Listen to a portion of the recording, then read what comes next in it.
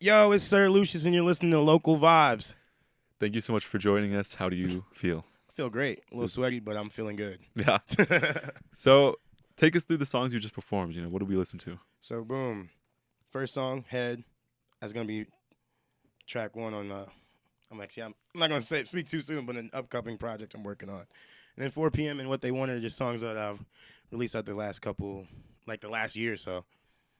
It's fun. They're fun songs. So I was like, let me just do those. Yeah. Yes, sir. And we were also just talking about how you performed at Radio K before. Yeah, man, this place is great. Yeah, and yeah, it's great time every time. Not to cut you off. Great time every time though. Thank you. We appreciate that so much. And the last time you performed was in 2021. So I'm interested in hearing what has changed and how your music has evolved over time. So I haven't really released a lot of music. So that was around the last time I released a project, Public Access Memories, where I was 23 then. I was really just kind of taking it in, trying to grow into who I was as a person then. And since then I've taken a pretty long break, but I was really just kind of focusing on what I wanted to put out into the world with my music. Yeah. So your latest track that you've released, I believe it's called What They Wanted. Yes, sir. It kind of is reminiscent of this lo-fi DIY kind of sound. So is this something that you try to keep consistent throughout your discography? Kind of. That was I was just kind of getting stuff out that I was just kind of clearing the music I have. So because I was I've been sitting on so much stuff. So I was let me just start putting stuff out that I feel like I've enjoyed it. Might as well let other people enjoy it. You know yeah. What I mean? And what were some local and not only local, but people that you've listened to that you've taken points of reference from when creating your own music? So ever since the beginning, Tyler the Creator, I always just love that DIY, just energy about everything he's done. Ever since the Odd Future days, I was 13 and I was this is sick. This is what I'm into. Because I was listening to Pharrell heavy already, and then came across that, and I was I had an older cousin who was always he was skating and listening to Pharrell, and so I was oh, that's my thing. And then Odd Future came around, and I'm yo, this is my Pharrell kind of.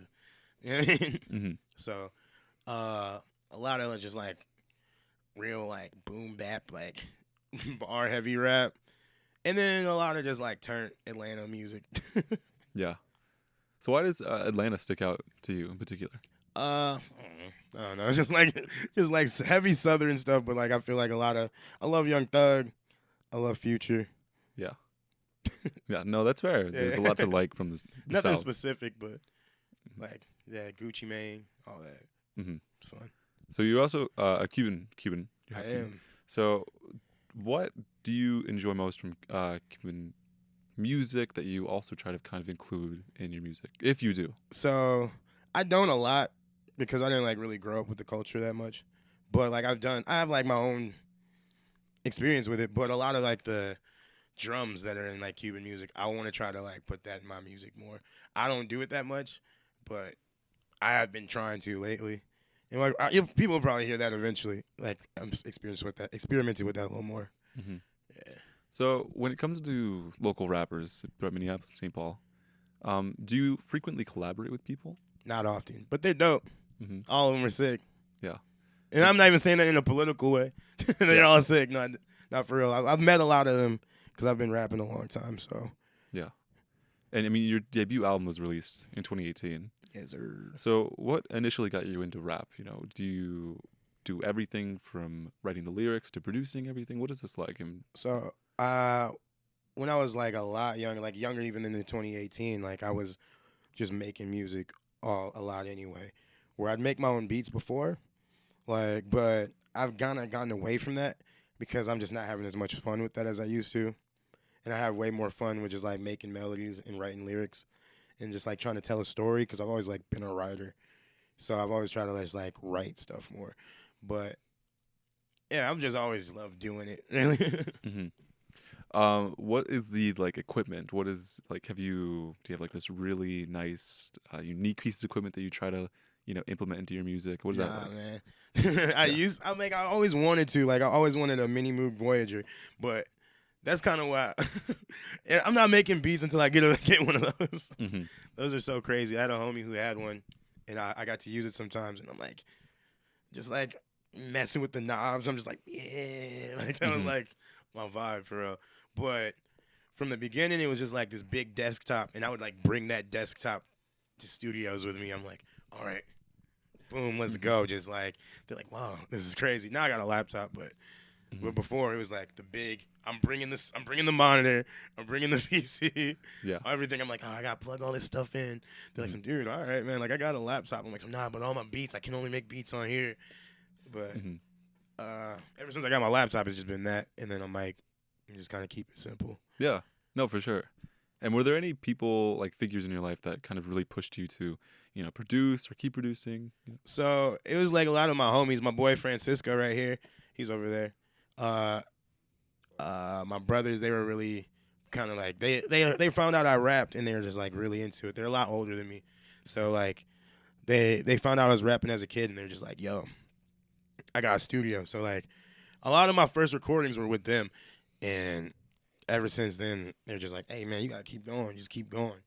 And then ever since then, and just like my own just will to want to do it. It's fun. You know what I mean? If I'm as long as I keep having fun with it, I'll keep doing it. If I stop having fun with it, then I'm like, all right, I'll probably stop. But I'm still having fun. Yeah. Do you often produce for other people at all? I'm trying to get into it more. I have a few times. The songs never came out, so I'm just like, all right. I feel like I feel like I sound best on my own production. Hmm. But hey, if it happens, it happens. Yeah. How else would you kind of describe this sound of yours, and other people that you've also kind of try to not necessarily sound similar to, but kind of also try to go along with? Uh, it's a good question. I don't know. I kind of because every song sounds the same. Like even I mean not the same, sounds different. Like even just the 3 songs I've done here today, all very very different. And I just like to experiment with different things normally. So uh, it's whatever really I'm like really just feeling. I'm like, oh, I want to make some psychedelic type of stuff. So I'm like, all right, do a bunch of synths and like put a what's it called a phaser on it or something. And I'm like, yeah, this is lit. Hmm. Or like Hmm. it's really whatever I'm feeling in that moment. I'm gonna just like kind of just lock into that. Yeah. So, kind of coming back a little bit to your family. So, your grandmother's actually a music teacher. Yeah. Yeah. And is she also kind of been some sort of point of reference while you create music? Early in my life, like I'm like before double digit ages and stuff. Like she'd always play piano and stuff, have a bunch of keyboards and stuff around her house. Every time I'd go over there, and she's like, "Oh, and this is this, and this is this." I'm like, "Oh, I don't remember none of that," but I was just kind of just slamming on keys. But then as I got older, like she's like, "Oh, that is a chord. That is a chord." So I'm like, "Oh, sick." I was learning something. So it Yeah. was like I got really comfortable with like uh playing piano, just like never like trained or anything. I never know what I'm actually playing, but I got really comfortable just doing it and just like letting whatever came out of me come out of me. Hmm.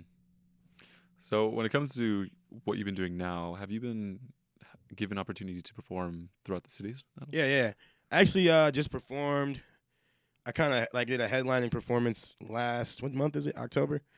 Last month. Last on September 4th at Underground Music Cafe. That place was crazy. Hmm. It was busting.